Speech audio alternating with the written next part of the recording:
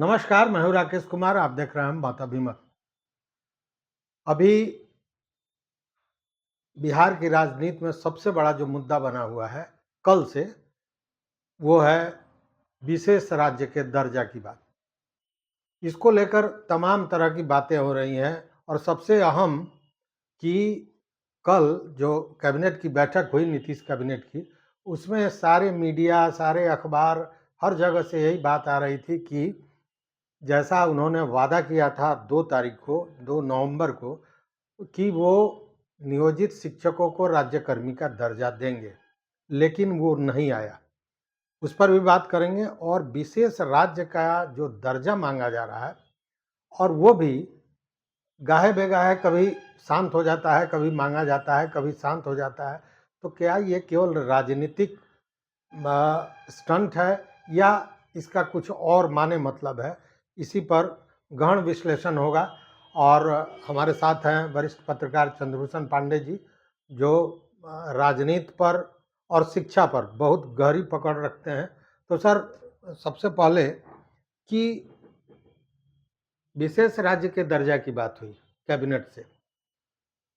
ये मांग बहुत पुरानी है और बहुत दिनों से चलती आ रही है, लेकिन बीच में ठंडे बस्ते में था। एकाएक वो जिन्न जैसे निकलता है वैसे निकला। इसको कैसे देखते हैं? बिहार राज्य को स्पेशल स्टेटस विशेष राज्य का दर्जा देने की मांग 2010 से शुरू हुई थी। सामान्यतः नीतीश कुमार जी करीब 19 वर्षों से मुख्यमंत्री के पद पर विराजमान हैं, कमोबेश। तो ये बराबर अपने इस मांग पर जोर डालने के लिए तरह तरह का अभियान चलाते हैं और जब इसको पकड़ लेते हैं तो इसको बहुत दिन तक चलाते रहते हैं और फिर यह मामला दब जाता है। इसके पूर्व में 2010 के पूर्व से जब बिहार राज्य को विशेष राज्य का दर्जा देने की मांग नीतीश कुमार ने उठाया था, तो उसमें बिहार के विकास की बात करते थे कि बिहार पिछड़ा राज्य है। झारखंड बढ़ जाने के बाद बिहार को कोई आमदनी नहीं थी और हम लोग कोशिश कर रहे हैं अपने रिसोर्सेस को बढ़ाने के लिए, लेकिन उतना पैसा हो नहीं रहा है, होगा भी नहीं जब तक केंद्र सरकार एकमुश्त 5 वर्षों के लिए कोई विशेष पैसा राशि अगर मुहैया नहीं कराती है, तो हम अपने मनचाहे या आवश्यकता अनुसार बिहार में विकास करने में अक्षम होंगे। तो इसलिए उन्होंने विधानसभा से, विधान परिषद से इस बात को बराबर उठाया। व्यक्तिगत रूप से भी बराबर यह मुद्दा लेकर के वो प्रधानमंत्री तक भेजते रहे, जाते रहे। अब सब बैठकों में इस बात को उठाते रहे कि बिहार का हिस्सा है, बिहार को मिलना चाहिए, विशेष राज्य का दर्जा होना चाहिए। लेकिन 2010 के पहले से जो मुद्दा उठाया जाता था विशेष राज्य का दर्जा, और ये 2023 नवंबर में जो यह बिहार को विशेष राज्य का दर्जा देने की मांग हुई है, इस दोनों में काफी अंतर है। अंतर यह है कि यह पहले मुद्दा बिहार के विकास के लिए था।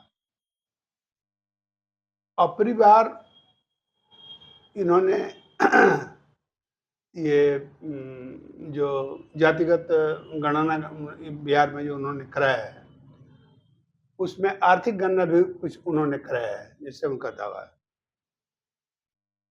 तो ये डाटा आ जाने के बाद में तो इसको विधानसभा और विधानमंडल से पास करा करके कानून का रूप उन्होंने 75% आरक्षण कर दिया। इसमें सभी जातियों के लोगों के लिए, कमजोर वर्ग के लोगों के लिए। तो 75% अब यहाँ पर उन्होंने कर दिया और 75% आरक्षण कर देने के बाद इस बात का श्रेय वो खुद ले भी रहे हैं। मेरे मुख्यमंत्रित्व काल में हम लोगों ने अति पिछड़ी जाति से लेकर के और पिछड़ी जाति तक, दलितों तक सबका आरक्षण बढ़ाया है डाटा के अनुसार, जिससे जो जातिगत सर्वेक्षण हुआ है उसके आर्थिक आधार पर हमने यह बढ़ा दिया है कि उनको नौकरी में और शैक्षणिक पढ़ाई में, माने स्कूल कॉलेज में इनको रिजर्वेशन ज़्यादा मिलेगा और गजट भी हो गया बिहार। तो इसका श्रेय जो है सो वो लेने के लिए मुख्यमंत्री जी बहुत काफ़ी ज़ोर शोर से प्रचार कर रहे हैं और श्रेय मिलना भी चाहिए क्योंकि इन्हीं के काल में यह हुआ है। लेकिन इसमें एक भीतरी बात यह है कि अगर ये भाजपा, एनडीए, भाजपा के लोग अगर इस आरक्षण का विरोध करते तो यह बात जमती और इस बात को प्रचार करने में ये इंडी अलायंस जो है यानी कि जेडीयू और आरजेडी को बहुत बल मिलता कि हमने यह आरक्षण किया है और इसका विरोध विपक्षी यहाँ पर बीजेपी ने किया था। लेकिन जब यह मामला आया सदन में तो भाजपा के लोगों ने भी इसका सपोर्ट कर दिया और सर्वसम्मति से यह विधानमंडल में पारित हुआ है। तो इस बात में कुछ दम नहीं मिल रहा है कि भाजपा को कैसे आरोपित किया जाए कि आरक्षण के विरोधी है। तो आरक्षण विरोधी साबित करने के जितने भी विक्रम थे वो यहाँ पर जेडीयू और आरजेडी का वो सफल नहीं हो सका। तो इसका लाभ तो प्रकारांतर से भाजपा को भी मिलेगा। भाजपा भी कह रही है चारों तरफ जहाँ ना उसमें तो एक और मामला हो गया ना सर, जब वहाँ से ही पास करा लिए तो भेज दिए रिकमेंडेशन के लिए राज्यपाल के यहाँ। हाँ, और वहाँ इन लोगों की ये सोच थी कि चूंकि भाजपा के हैं तो वो इसको मंजूरी नहीं देंगे, तो एक मुद्दा हमको मिल जाएगा, वहाँ पर स्टॉप होगा। हाँ, तब ये लोगों ने जो सदन में इसमें समर्थन किया था उस बात को हम लोग विलोपित करेंगे, इस बात को कहेंगे कि इनका गवर्नर है तभी पास नहीं होने दे रहा। लेकिन वहाँ वो भी मुद्दा फेल हो गया। अप्रत्याशित ढंग से वह बिल पास होकर के जो ही राज्यपाल के यहाँ गया वो 1-2 दिन में उस पर दस्तखत करके नॉर्मल दूसरे बिल से 24 घंटा के अंदर वो दस्तखत करके भेज दिए। तो यह राजनीतिक खेल हो रहा है, एक दूसरे पर बदनाम करने का और बदनामी से बचने का, यह सब राजनीतिक खेल हो रहा है। तो 24 घंटे के अंदर उन्होंने दस्तखत करके भेज दिया और 48 घंटे के अंदर इन्होंने उसे गजट विजट कर दिया। जब ये दोनों फेल कर गया, भाजपा को ये नहीं पकड़ सके तो तीसरा फंदा इन्होंने लगाया। तो कल यानी कि बुधवार को कैबिनेट की बैठक थी नीतीश कुमार जी के मंत्रिमंडल की। तो इस मंत्रिमंडल में शोर था पहले जो बिहार के नियोजित शिक्षक जो हैं उनको सरकारी कर्मी का दर्जा देने पर विचार किया जाएगा और कुछ न कुछ निर्णय होगा। लोग यही इंतजार कर रहे हैं और कुछ उधर सरकारी कर्मचारियों का भत्ता, महंगाई भत्ता ये सब बढ़ाने का मामला था। यानी कि 40 एजेंडों पर इस कैबिनेट ने अपनी मुहर लगाई, लेकिन उसमें नियोजित शिक्षकों का मामला नहीं आया। कारण यह था कि उसमें इस बात को प्राथमिकता दी गई कि यह बहुमूल्य चीज़ था और काफ़ी प्रभावित करता लोगों को, तो इसको अगले कैबिनेट के लिए रख दिया गया कि उसमें कुछ किया जाए। मतलब विशेष राज्य के दर्जा किया जो चर्चा था या जो प्रस्ताव रखा गया था वो कहीं दब न जाए मीडिया में। हाँ। और ये शिक्षकों का मामला ऊपर आ जाए, इसलिए उसको ठंडे बस्ते में डाल दिया गया। सच्चाई यही है। तो इसमें इन्होंने क्या किया कि कैबिनेट से फिर बिहार के विशेष दर्जा देने की मांग को इन्होंने फिर से जो है सो पारित किया और इसे कितना आर्टिकल 9 में शामिल करने के लिए प्रधानमंत्री के यहाँ भेज दिया। तो यह तीसरा फंदा है। पहला जो विधान मंडलों में आरक्षण पास करने में भाजपा निकल गई इसका समर्थन करके, दूसरा राज्यपाल जो है 24 घंटे में निर्णय करके उसको दस्तखत करके भेज दिया, अप्रूव कर दिए। तो दोनों फंदा बेकार गया। अब तीसरा फंदा यह है आर्टिकल 9। तो इन्होंने सोच समझ करके यह लगाया कि आर्टिकल 9 में अगर ये नहीं डालेंगे तब हम लोग कहेंगे जी देखिए भाजपा नहीं चाह रही है। तो इसमें आरक्षण मिले इससे ज़्यादा मतलब नहीं है। आरक्षण में भाजपा को किस तरह बदनाम किया जाए अपने वोट बैंक को बनाने के लिए, इस बात में नीतीश मंत्रिमंडल की ज़्यादा रुचि है। तो इससे यही लग रहा है और जानकार लोग भी, राजनेता लोग भी यही बोल रहे हैं इस सरकार के। इसमें सर दर्शकों को बताना चाहेंगे कि आर्टिकल 9 क्या है। आर्टिकल 9 में अगर इन चीज़ों को शामिल, इस मुद्दे को शामिल कर लिया जाता है, उस स्थिति में सुप्रीम कोर्ट इस पर कोई रिव्यू नहीं करेगी। आर्टिकल 9 का मतलब ये है, चूँकि सर ये तो सब कोई कह रहा था कि जैसे ही 75% लागू किए हैं आरक्षण, वैसे ये मामला चला जाएगा कोर्ट में, और जब कोर्ट में जाएगा तो इस पर हाई कोर्ट, सुप्रीम कोर्ट तो रोक लगाएगी ही लगाएगी, क्योंकि पूर्व में ही 50% से ऊपर आरक्षण न हो, इस पर सुप्रीम कोर्ट का फैसला है और ये कर दिए हैं 75%। इसीलिए इसके साथ इन्होंने आरक्षण वाले मुद्दे को जोड़ते हुए, चूंकि आर्थिक पहलू को लेकर विशेष राज्य का दर्जा मांग रहा है, इसलिए इसको आर्टिकल 9 के लिए भेजे वहाँ।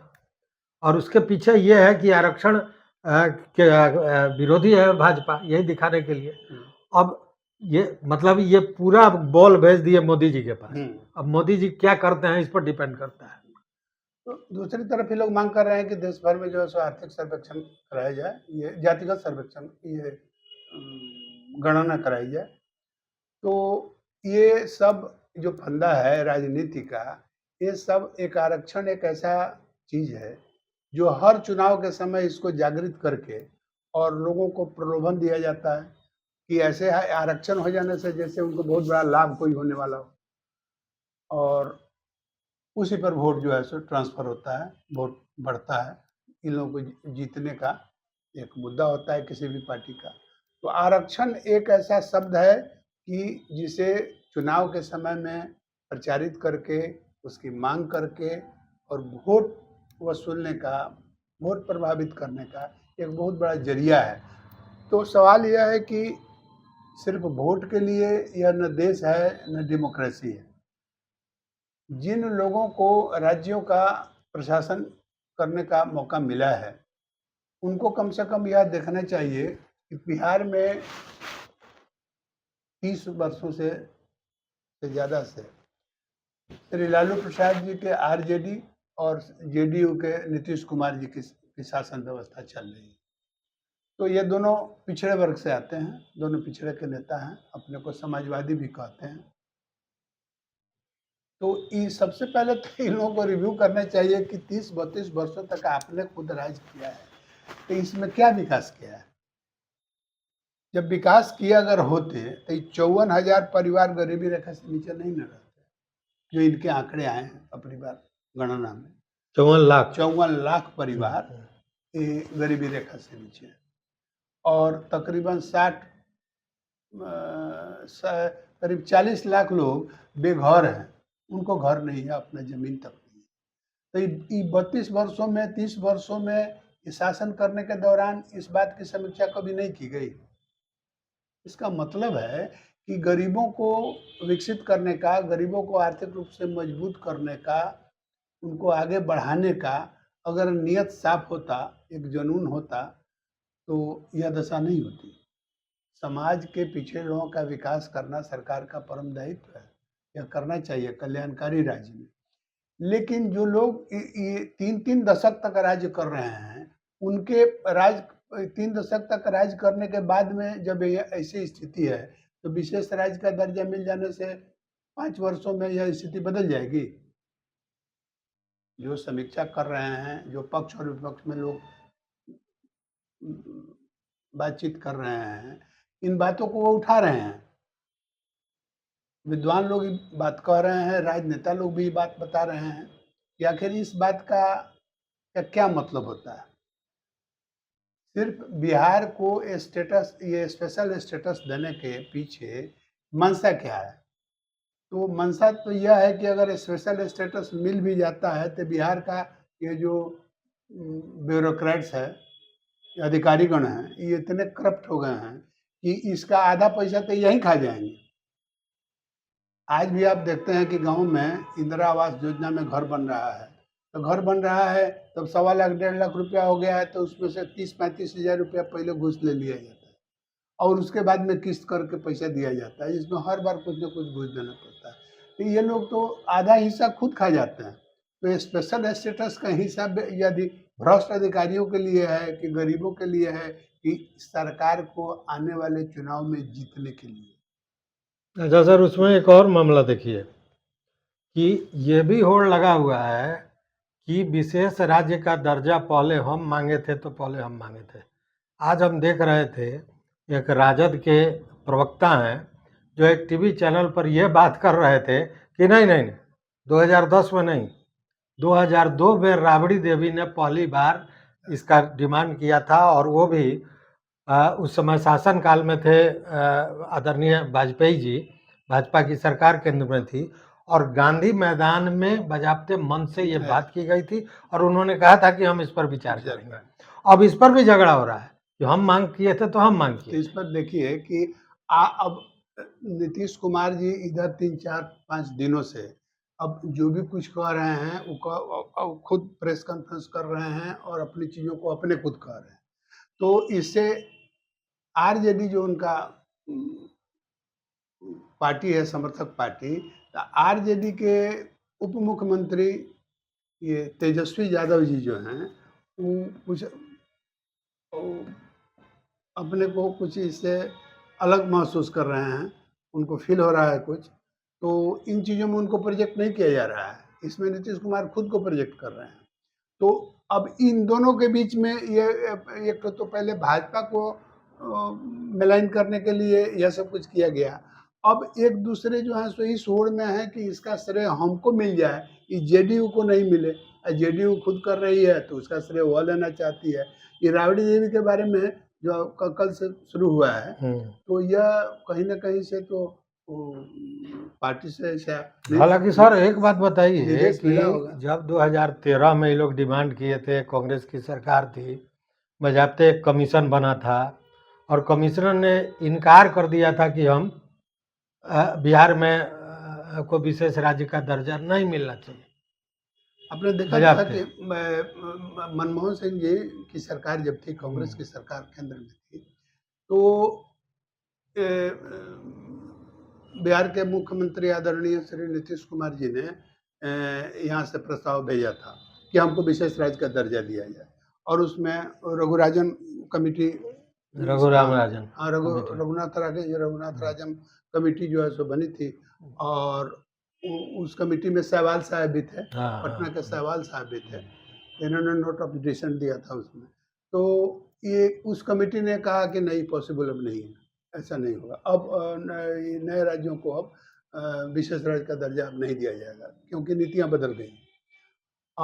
तो उन्होंने साफ से रिजेक्ट कर दिया। यही कारण है कि आज से 3 दिन पहले बिहार के मुख्यमंत्री नीतीश कुमार जी ने कांग्रेस पर जो है सो बहुत बड़ा हमला बोला है और ये कांग्रेस पर मतलब कि मनमोहन सिंह को टारगेट किया है और कहा है कि साहब ये कांग्रेस वाले जो है सो हम लोगों का मांग को रिजेक्ट कर दिए थे, अगर वो चाहते तो उस समय कर सकते थे, लेकिन कांग्रेस भी जो है सो विशेष राज्य का दर्जा देने से इनकार किया और कह दिया कि नहीं, अभी ये हम लोगों ने बंद कर दिया, अब ऐसा नहीं होगा क्योंकि हमारी नीतियाँ बदल गई हैं।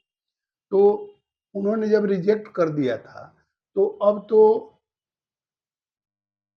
अब आम लोगों को, पढ़ने लिखने वाले लोगों को की अब समझदारी यह है कि नीतीश कुमार जी के जो डिमांड है, वो विशेष राज्य का दर्जा यह मिलने वाला नहीं है, एक पॉलिटिकल स्लोगन होकर के रह गया है।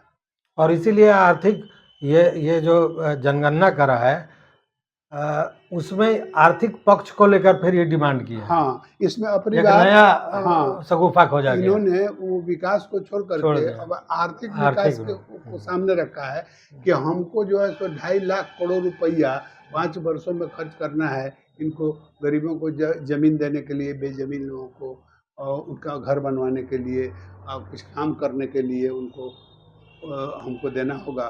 तो बिहार सरकार के पास इतनी निधि नहीं है कि हम दें, तो इसलिए स्पेशल हमको दिया जाए। इन्होंने अपनी मांग को एक नया कलर दे करके एक विशेष चीज बना करके भेजा है। विशेष राज्य का दर्जा अब लगता नहीं है कि अब केंद्र सरकार देगी, लेकिन बिहार के विकास के लिए जो यह है, तो अब तो ये मुख्यमंत्री जी को खुद सोचना चाहिए कि हम जो विकास में पैसा लगा रहे हैं, उस पैसे का कितना सदुपयोग हो रहा है। क्योंकि बिहार एक गरीब राज्य है और ये बिहार के पूर्व उप मुख्यमंत्री और भाजपा के वरीय नेता हैं सुशील कुमार मोदी जी। तो मोदी जी बार बार कह रहे हैं कि साहब ये तो इनका बजट जो है, जो जितने का ये 2.5 लाख करोड़ रुपया का जो बजट बना दिया है, तो इस बजट में तो 35,000 करोड़ रुपया इनका जो है रिसोर्सेज अपना है ये है, तो बाकी पैसा तो केंद्र का ही है। तो बिहार में जितने भी विकास हो रहे हैं वो केंद्र सरकार के पैसे से विकास हो रहा है। ये ढोल पीट रहे हैं कि सब हम अपने पैसा से करा रहे हैं, तो बिहार को रिसोर्सेज कहाँ है? तो बिहार के रिसोर्सेज बढ़ाने के लिए जिस तरह जजिया टैक्स बढ़ाया जा रहा है, नीतीश कुमार दारू बंद करने के बाद में टैक्स को जो है जजिया टैक्स बनाना शुरू कर दिया। एक साधारण एफिडेविट जो गरीब आदमी को कोर्ट में देना पड़ता है, जो पहले 20-25 रुपये में होता था, अब वो 150 रुपया में एक एफिडेविट हो रहा है। तो हर चीज़ पर टैक्स बढ़ाते चले जा रहे हैं। पेट्रोल पर जो इन्होंने जो टैक्स लगाया है राज्य का, अब वो सबसे ज़्यादा है। तो ये अब जनता को चूस करके और यह काम करना ठीक नहीं है। तो राज्य में आप ये सकल घरेलू उत्पाद जब तक नहीं बढ़ाइएगा, जीडीपी आपका बढ़ेगा नहीं, तब तक तो आप समृद्ध होइएगा नहीं। तो यहाँ पर एग्रो इंडस्ट्री सब बिठाना चाहिए, छोटे छोटे कल कारखाने चलाने चाहिए। तो ऐसे तो बिहार में हो नहीं रहा है, कल कारखाने चलाना नहीं है, जीडीपी बढ़ाने का कोई नया उपाय नहीं है। और जब भी कोई लोन बांट देने से तो कोई इंडस्ट्री बैठता नहीं, लोन बांटने से तो और पैसा डूब जाता है। बिहार सरकार पीछे हम लोग देखे हैं, सोचना चाहिए कि हम अपने उत्पाद को बढ़ाएं, हम यहाँ पर अपना टैक्स कमाएं। सर अगर वो 30 वर्ष में नहीं सोचा तो अब सोचने जा रहा है। सोचने का तो कोई समय नहीं, सवाल नहीं है, क्योंकि अब तो अंतिम समय है, तो बाजार उखड़ रहा है। इसलिए लेकिन ये तो मानते हैं ना कि ये जो विशेष राज्य के दर्जा की बात है या ये जो आरक्षण की बात है, ये दोनों शुद्ध राजनीतिक है। बिल्कुल। और ये इसलिए किया गया, जैसे आर्टिकल 9 में जो डालने की बात है, वो इसलिए किया गया कि अगर ये उस बात को नहीं मानते हैं मोदी जी, मतलब केंद्र सरकार नहीं मानती है, तब ये कहने के लिए होगा कि आरक्षण विरोधी है। और अगर मान जाती है तो सुप्रीम कोर्ट में जो इस पर क्वेश्चन उठेगा वो नहीं उठेगा। मतलब इन्होंने एकदम चाणक्य की चाल खेला है और भाजपा के पाले में गेंद फेंक दिया है और उसको केवल कैश कराया जाएगा चुनाव में। ब्लेम गेम है। तो अभी आपने सुना सारी बातें जो सर ने बताई कि टोटल ये राजनीतिक फंडा है, क्योंकि इसके पहले भी इसकी मांग होती रही है, डिमांड होता रहा है, और इसको नहीं करने का भी बजाबते कमीशन जो बना था उसने भी अपना रिपोर्ट दिया था कि विशेष राज्य का दर्जा नहीं दिया जा सकता है। फिर एक शगुफा खोजा गया आर्थिक पक्ष और उसके आधार पर यह किया जा रहा है। साथ में आरक्षण को जोड़ के भी कहीं ना कहीं चुनावी मुद्दा तैयार किया जा रहा है। तो उसका लाभ कितना मिलता है नहीं मिलता है, केंद्र सरकार आर्टिकल 9 में शामिल करती है ये नहीं, ये आने वाले समय में सामने आएगा। तो देखते रहिए मत अभिमत। बहुत बहुत धन्यवाद, कोटि का आभार।